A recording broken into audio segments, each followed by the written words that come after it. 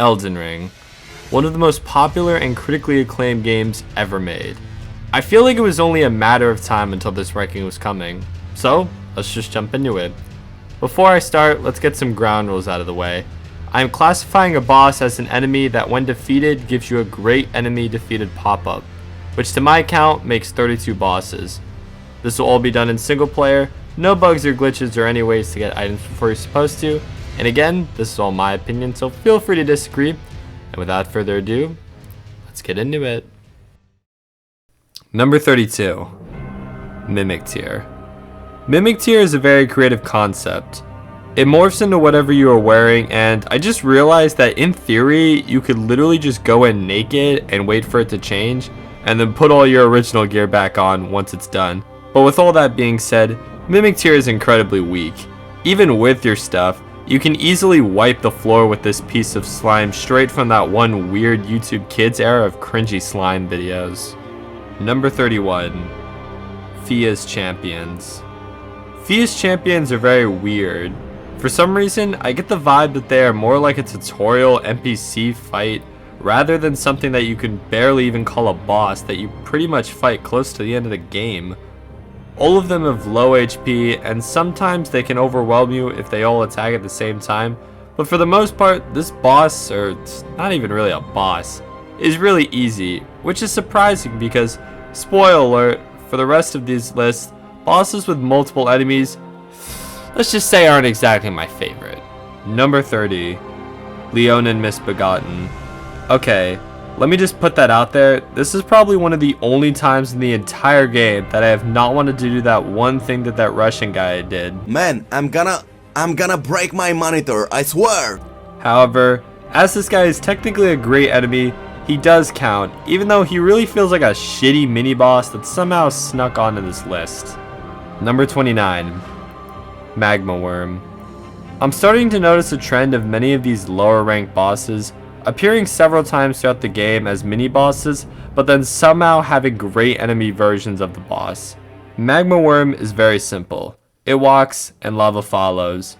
Looks like someone would not make it a day on 2016 YouTube, but besides that, he will slash his sword every once in a while, but overall is a piece of cake. Number 28, Regal Ancestral Spirit. Looks like Rudolph had a secret blue-nosed cousin that your parents never wanted you to know about. Regal Ancestor Spirit is a beautiful boss, with an incredible arena and music. That being said, the boss is very linear, going for basic headbutts, kicks, while prancing around the arena, shooting at this weird spirit flame stuff. However, his ace in the hole is when he will turn into Thor when calling for Mjolnir and heal himself. However, it's really not all that special. When the rest of your attacks are so easy to dodge, you can just press the dodge button and beat this guy. Number 27, Flying Dragon Agheel. For the record, we're talking about the basic flying dragon that you will fight pretty early in the game. Agheel definitely has a fear of horses, as pretty much every single attack can be avoided by simply running on horseback, and every once in a while, coming in and giving him a little tap on his head. Rinse and repeat, and you're all good. Number 26, Sir Gideon Offner. I'm not gonna lie, I'm not really sure why FromSoft has this obsession with NPC player type bosses, but Gideon is honestly just a joke. One of the final bosses in the whole game, and he is just about as free as my $1 million bet that the Marvels was going to bomb the box offices. I will give them props for his design, as it's pretty cool to see him use spells that you the player might be using by this point, but style points can only get you so far. Number 25, Red Wolf of Radagon. So let's say hypothetically you were scrolling on YouTube and found a random set of Light playing Fox and kicking everyone's ass and thought, wow, that's so cool, let me make it into a boss. And now we have Red Wolf. Red Wolf is a pretty badass boss. He's got pretty nuts combos and damage that is unheard of for this early in the game. However, like Fox, he is designed as a glass cannon, and while may pack a serious punch, he's got so little HP, you can honestly just DPS him down, and that's truly the strat for this guy. Unlike Fox and Smash, it's really not that bad. Number 23, Loretta, Knight of the Hallowed Tree. Loretta is a boss that, whether you have noticed it or not, you have met many, many times. Whether it's a tree sentinel or a clear version that you can find and fight at the manor, you've tackled a design many times, with all of it coming together deep in the endgame. Loretta can be pretty tough. She has several fast burst combos and insanely strong damage with a giant bow that, if not dodged correctly, will send you straight to your death. Loretta is pretty challenging, but for this lit in the game, you've seen much, much worse. Number 22. Astel, Natural Born of the Void. Man, I'm not gonna lie, when I first saw the cover picture for this boss, I was really expecting to face a challenge only gods know, until I actually fought him. Astel must love physics, as it's a big fan of gravity and even scored an A on the midterm. That all being said, Astel's weaknesses come in its size, with it being super easy to dodge and all its attacks being incredibly slow, giving you ample opportunity to just smack the living shit out of it. Honestly, the only thing you have to worry about is that one pincer attack, which if you do get hit by it, will...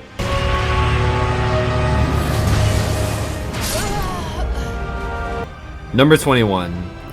Godskin Apostle. A member of the clan, Godskin Apostle has a massive scythe straight out of an OG Fortnite item shop. He has several different combos, including a giant spin, but is overall not too much of a challenge.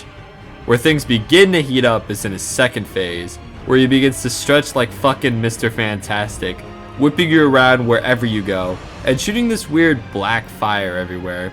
His speed is heavily increased, and the usage of his higher attack power can be frightening. However, during the stretches, his hitbox gets a little janky, and this gives you a ton of opportunities to just beat this guy up. It is overall pretty lowly ranked in the clan. In Clash Royale, of course. Number 20. Rennala. Queen of the Moon and queen of making me want to cut my ears out with how annoying her fucking followers are. In her first phase, these annoying little nerds will be praying to Rennala, and all you have to do is kill the golden one, and after doing this about 3 or so times, she'll be knocked to the ground. This part is overall pretty easy, but it can really drain your resources for the real boss fight as we go to a beautifully lit arena with Rennala, where she will begin her onslaught of magic. However, when she does her common attack, if you roll into her, you can easily do insane damage to her. Rennala also spawns enemies like wolves and even Agheel. Yes, another boss, she can literally just summon it. However, for the most part, she leaves you alone until the things disappear. Honestly, the problem with Rennala and the reason she isn't higher is because of her weaknesses to getting pretty much easily stun locked and easily able to cancel all of her magic attacks by just hitting her. With good RNG, she may not even summon another enemy. However, even with all that, she can still be a nightmare that no one can moonwalk on. Number 19. Elemer of the Briar. Looks like the cow thought to himself, you know what, fuck the glue. I'm gonna get a crazy sword that, oh yeah, can telekinetically slash you from 1,000 miles away. Simple, with crazy speed and monstrous damage. For the most part with this guy, I found myself running away from most of the fight and just chipping away at him from a distance. Elemer is intense, but is lacking in the health department and can be taken down with just a few good interactions. Number 18. Godrick the Grafted. God damn is this guy chilling. Godrick is your first real challenge after Margit, and man is it tough. Godrick has crazy wind up on all his attacks, with an array of earthquakes, tornadoes, and slams that will send you straight back to your 2013 dirt house on Pocket Edition. In his second phase, he will gain a dragon for a hand. It's really cool, but also haunting to see a guy created entirely of his past kills, putting his everything into murdering you. Overall, Godrick is haunting, but also falls victim to the Astel problem, with just too many openings to punish, and in the right scenario, you can just murder this guy in his second phase. Number 17. Rykard. A really fun gimmick for a boss. You were first given a sword, which is super effective against serpents. I didn't know this at the time, but you can actually just go back and upgrade this weapon to be even stronger, but honestly, you don't really need it, because this thing just goes ham, having pretty much infinite range and high bursts that do crazy damage. Beating the serpent in this first phase is no problem. However, once he really shows himself, things will start to get crazy. All of a sudden, fire will begin to rain from the sky, and before you know it, you think you're in hell with all the fire going around as this giant serpent just chases you. It's a really fun gimmick, but honestly, one I'm not a super big fan of. But either way, use of the sword is pretty much required, as without it, Rykard will just be impossible. Number 16, Fire Giant. Well, I guess you could really say you're given a warm welcome to these icy mountains. No? No one? Anyways, the Fire Giant is a massive boy who holds a bowl which he will use to chuck snow at you and smash you. All of this to keep you away from getting to his weak point at his ankle. Once breaking the shackles, he will begin to spawn fireballs, which will never go away unless detonated. However, attacking his ankle will eventually break his foot, which you'd think would be the end, but no. Instead, he rips off his fucking foot, unlocking his third eye in one of the most intense cutscenes I've ever seen in a video game. In this phase, he is much more nimble, and will run around shooting you with fireballs over and over and over again. Honestly, this might be a bit of a hot take. Get it? Hot take. Okay, I'll shut up. But honestly, I don't think this phase is that hard. Just run around on horseback and just slap him around. And while he doesn't have a weak point, so his HP is a little bonkers, as long as you just rinse and repeat, you'll take him out in no time. And with all this, including the first half of the list. Number 15, Commander Niall. Up in the castle, Commander Niall is ready for his rematch. Earlier in the game, you can fight a variant of him that is not too much of a challenge. However, up here is where things get tough. He spawns these two soldiers, which on their own are incredibly difficult, with them launching themselves at you and attacks that inflict frostbite. For the most part, he stays pretty passive while you're fighting them. But once they're gone, he turns into what I would imagine a mega evolution for Raichu would look like. He will begin an array of combos and kicks while doing monstrous damage with his lightning claw. This plus his mix of fast pace, high damage, and frostbite on top of all of that. This makes Commander Niall no pushover, leaving him at 15. Number 14, Fallingstar Beast. So, side note, when I was doing research on all of the great enemies in Elden Ring, I don't know how, but this guy came up, though upon defeating him, I realized that he's actually not a great enemy. However, honestly, his difficulty makes him definitely worthy of this spot. Fallingstar Beast is a nightmare, whether it's gravity magic, or headbutts, or fucking flips that make it look like it's an elite gymnast. Fallingstar Beast lacks really any meaningful openings. All damage is nerfed besides the damage done upon his head, and if I'm being honest, I never really found any real openings. My strategy with this boss was pretty much just attacking him and hoping I get lucky, rinse and repeat, until I finally killed him. It's truly telling that a mini-boss such as this stands over so many of Elden Ring's greatest foes. Number 13, Godskin Noble. Oh my days, I have never seen such a clansman. Godskin Noble, to put it simply, is a spawn straight from hell. Fuck this guy. How the hell is it fair that not only is he way faster than his Apostle counterpart, he does way more damage, has more range, and somehow able to roll like it's a fucking middle school fire drill. In his first phase, he mostly stays pretty calm, slashing at you and shooting more of these weird black flames. Where things get crazy is in his second phase, where he turns into a moldy marshmallow and everything kicks into overdrive. Godskin Noble is kinda funny because he's meant to be as sort of a warm-up for Rykard, but ended up being so much harder, making his fellow clansmen proud. Number 12, Valiant Gargoyles.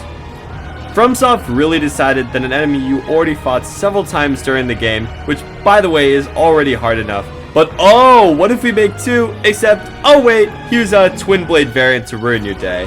These two gargoyles pack a similar moveset with large slashes, flying attacks, and massive hitboxes. It's already hard enough, but add the poison that it spits into the mix and it becomes a whole different story. Honestly, the only thing really holding these two back is that for the most part, the other one remains pretty passive as the other one attacks you.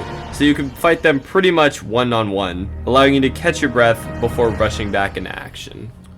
Number 11, Margit the Fell Omen. Well, we officially have a new record for the highest ranking first/tutorial boss. And man, is Margit tough. Margit is overall pretty easy to telegraph in his first phase, though as this is your first boss, learning timings and when to dodge can be really tough. With his large tail slaps and golden daggers, not to mention crazy range with his cane, it ain't no walk in the park. Where things get really crazy though is in his second phase. Now, the interesting thing is that for the most part, his attacks and combos stay pretty much the same.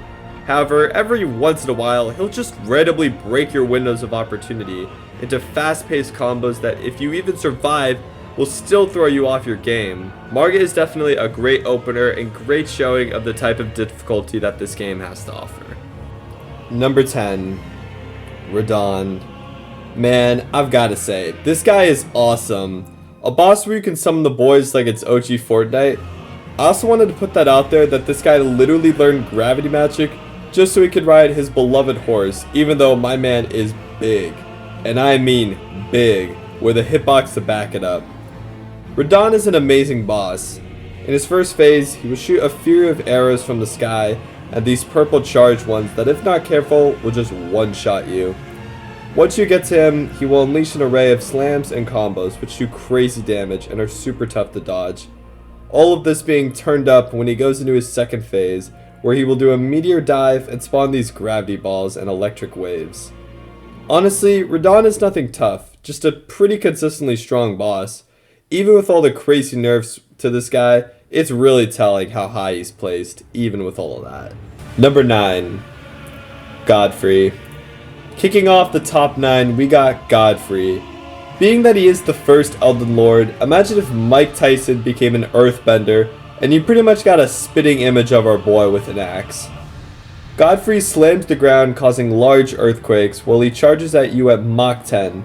However, where things get interesting is in his second phase, where he does some fusion with a beast that literally rips him up and turns him into a hand-to-hand warrior that just wants to pummel, slam, and stomp you, with an attack where he literally lifts the entire fucking arena.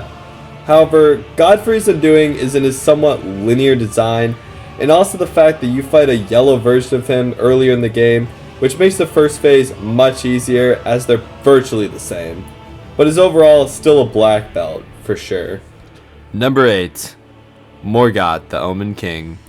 So someone really thought, hey, Margit is already pretty tough, so what if you give them a buffed up version that is way faster, has all new attacks, they're all crazy fast? Well, you've got the son of God for himself, Morgott. Morgott's first phase does have similarities to your encounter with Margit, with the key differences being the giant spear that he just makes, I guess, and his speed. He's like a fucking lizard or snake just slithering around the arena and not letting you have a second of peace. In his second phase, he will make the ground turn into an exploding mud mess that will just randomly blow up. Morgott also gets exploding fire at the end of his slashes, and his sword now has an intense grab with incredible damage. I think it's fair to say at least that Margit, or Morgott, really leveled up big time, especially for this point in the game. Number 7, Lichdragon Fortissax. Honestly, on paper, Fortissax feels like he should not be that hard. He does slashes with his claws, tail slams, and breathes fire. You know, all the basic dragon things. However, his X factor is his lightning. Fortissax has lightning on everything, and I mean everything. On his slashes, yes sir. When he roars, yes sir. When he decides, oh yeah, I'm just gonna put a personal shock on you, requiring you to always make sure you're ready to dodge at any given notice. Well, yes. Whether it's that or any one of his other lightning attacks, Fortissax was truly blessed by Zeus, and make sure you never forget it. Number 6, Godskin Duo. I've got to hand it off to the Elden Ring team. I mean, Godskin Apostle and Noble were already hard bosses on their own, but if we just put them together, that's a great idea. Well, no fucking shit it's not. Godskin Duo is just 2 bosses put together. I mean, like, what is that? You really can't even focus one, because the whole time, no matter which one you were fighting, you're gonna get hit by a random flame or some swing that comes out of absolutely nowhere. Godskin Duo is bullshit, and honestly, I mean, goddamn, the thing that really puts the icing on the cake is the fact that it's not just one of each that you have to fight. You have to fight multiple ones of each of them to bring the HP bar down to 0. It's truly a united clan that really decided to attack one specific group, and that one specific group being you, Tarnished. Number 5. Maliketh the Black Blade. So think Red Wolf but Giga buffed, and yeah, you've got yourself a fun time. In his first phase, you fight a hooded figure named Beast Clergyman, who is overall not too hard. He throws daggers, does slash combos, and will send earth shocks at you, but is overall something manageable. Phase 2 on the other hand, the doggo really decides it's time to kick things up. Bumping his speed into overdrive, Maliketh will shoot blood-colored sword beams at you, while jumping off walls, doing slams, and oh yeah, also burning you, which, oh yeah, can also reduce your maximum HP. That's right, you heard me right. Reducing your maximum HP. Running is pointless, dodging is already tough, and getting hit even just twice can send you to your death. I mean, there's really just no words to describe this guy, and honestly, really the only thing holding him back is his Red Wolf glass cannon nature. But otherwise, I can't even describe how many hairs I've lost to this fucking boss on my screen. Number 4. Mohg, Lord of Blood. So, I don't really know that much about this actual game's lore, but I'm just gonna say, damn, bro actually has gotta be like the biggest simp I've ever seen. Like, I think she's like dead, like, hello? Knowing my luck, it will all turn out that there's some really important reason why whatever this is. So, to all the Elden Ring players, please let me know, I guess. Anyways, in his first phase, he does some pretty basic trident swings and chucks some blood at you. Overall, not too tough. However, he will do this trident swing 3 times in the air, and once getting down to half, will begin sucking away your HP and adding it to his own to his second phase, where he becomes otherworldly. Before you know it, the whole arena will be on fire, as a devil will be slashing you with blood and fire coming out of his trident that causes blood loss. Not only do you have less resources because you pretty much have to chug flasks away to stay alive before he 3-taps you, you have that constant fear of just dying because of blood loss. Not to mention the fact that he pretty much gets full HP back because of how much HP he takes from you. You pretty much have a whole new boss that's 30 times harder, and all of this combined puts Mr. Lord of Blood at 4th. Number 3. Radagon and the Elden Beast. Well, the final boss in Elden Ring, the big man himself, and the guy or weird worm thing that caused, well, all of this.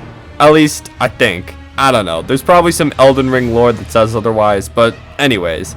You will first fight Radagon, who is tough on his own, but is overall a pretty fair fight. Dodges slams, slashers, or even a giant Holy Spear attack, and after all of these, you're given a decent window to punish. However, the difficult thing with Radagon is that, like Margit, he has different moves that will shake up his timings, like his ability to teleport or throw multiple spears at you. It can be a lot to handle, and that's only half of it. Like Rennala, once defeating Radagon, you will fight the Elden Beast with no reset to the resources you used on Radagon, which unlike Rennala is much harder. The Elden Beast is an incredibly annoying fight. For the most part, he will be pretty passive and run away from you, requiring you to run at him for much of the fight, making this battle overall last so much longer. He has attacks like holy arrows, giant sword beams, and this weird holy Bermuda circle of death, requiring you to get out of its blast radius before you're hit by a holy nuke. Honestly, the Elden Beast's difficulty comes in its ability to chain all of these attacks together. You're always dealing with multiple things at once, and overall definitely earns their spot at the top.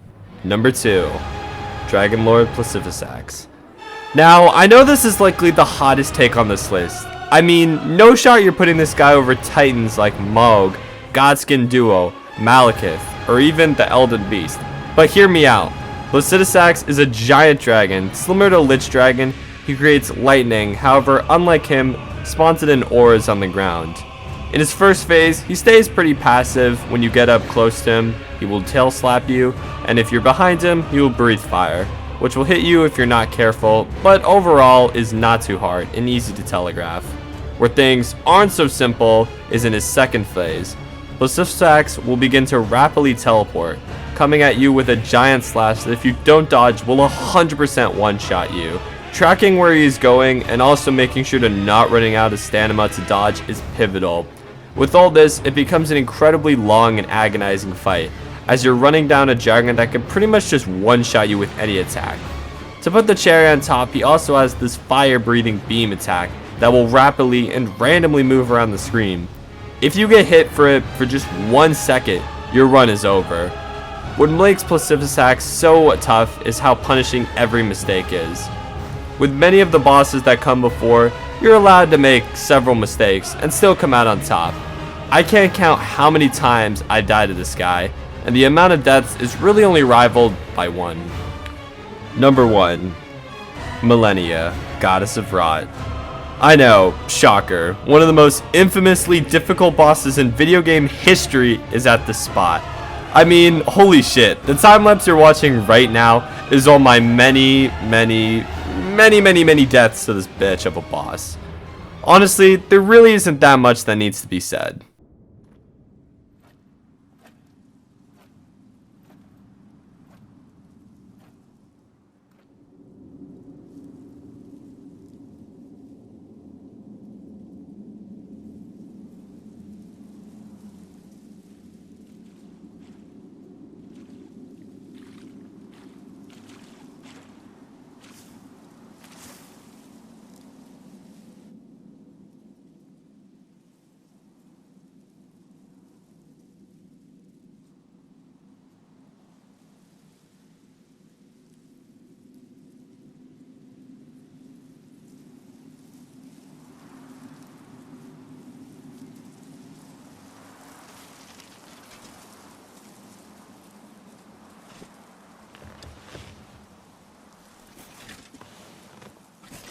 I dreamt for so long.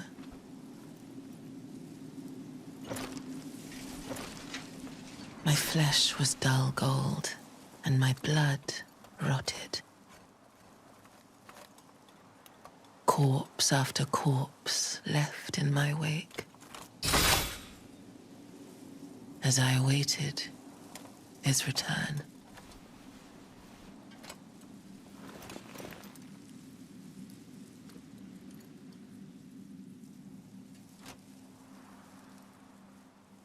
Heed my words. I am Malenia, Blade of Mikola.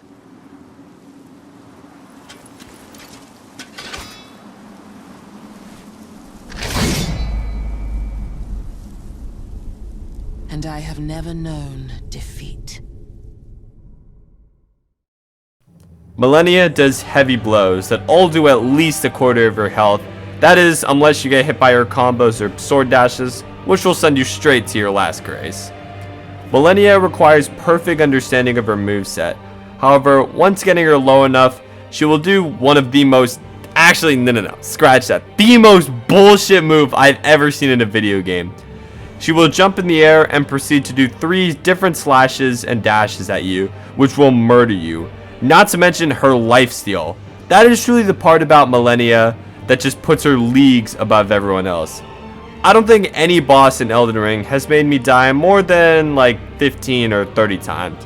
With Malenia, Jesus, I can't even count. It's somewhere in the range of like 70 to 100. Once you take all this out though, you're not even done. She has a second phase which completely resets her health and causes rot. I mean, Jesus Christ, the thing that Malenia needed truly was just rot. I mean, come on guys, she needs that. Not to mention, even getting hit just once with that lifesteal just puts you back miles. In her second phase, she is much more aggressive, and you have so little opportunities to punish her. And even if you do, it's usually like 1, maybe 2 swings of your sword, or maybe a random spell. That's not even talking about all her new attacks, which yes, you 100% need to learn because you pretty much need to know this boss thick and thin to even stand a chance against her. And with all this being said, Malenia is the hardest boss I've ever fought in a video game, but also the objectively hardest boss, in my opinion, which, let's be real, is 100% right in this situation in Elden Ring.